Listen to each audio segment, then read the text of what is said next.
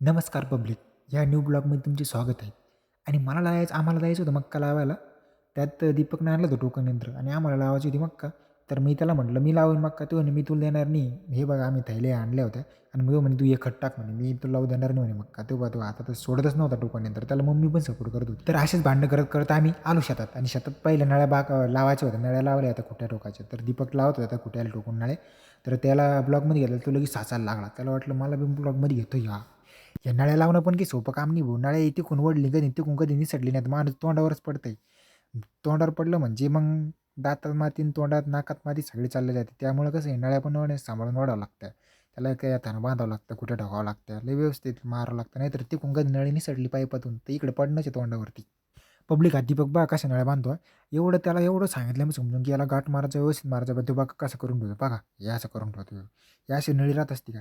आमच्या नळ्या टाईट झाल्या आणि लगेच पप्पा आले. पप्पाने लगेच बैल झुपले भाऊ. लगेच सऱ्या काढायला चालवत. त्यात मला खताचं पोतं पण आणायला लावलं त्यानं दीपकनं. आणि त्याचं पहा चाललं लगे रुमाल बांधणं जसं की एवढे रॉयल शेतकरी असं तसं कामाचा पत्ता नाही निसता. आणि आहे ना मला चॅलेंज करत होतो. मी एका ह्याच्यात गोणी उचलतो म्हणे, 1 लाख गोणी उचलतो म्हणे. बघा कशी गोणी उचलतो पाहू आता. त्याला म्हटलं कर ट्राय, करू ट्राय. इथला ट्राय केला त्यानं त्याच्याकडून काही गोणी उचलली नाही. बघा आता कसं ट्राय करतोय. त्याला म्हटलं मी करू नको तेव्हा. त्याला वाटलं मी उचलून घेईन. त्याला लय ताकद दाखवत होता. बघा, बघा.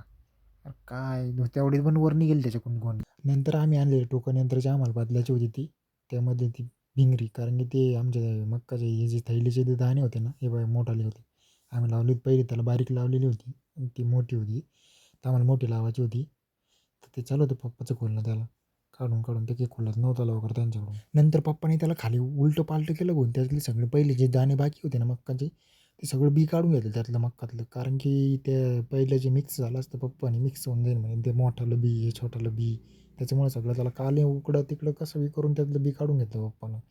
आणि नंतर म्हणे आपलं बी टाकू म्हणे नंतर थैलीतलं. मग त्यातलं सगळं बी वगैरे निघलं होतं. त्याला फिट वगैरे करून नंतर मग पप्पाने डायरेक्ट उभं केलं त्याला. डायरेक्ट नवीन थैली टाकली त्याच्यात. बघा नवीन थैली टाकली. दीपक भाऊचं लेक पहिलं चालू होतं. मला पहिलं हाणायचं आहे, मला पहिलं हाणायचं आहे म्हणे. नंतर बी वगैरे टाकलं, भरून टाकलं आणि याने एवढं भरून टाकलं होतं ना, त्यातले अर्धी दाणे पलीकडे सांडली होती खाली.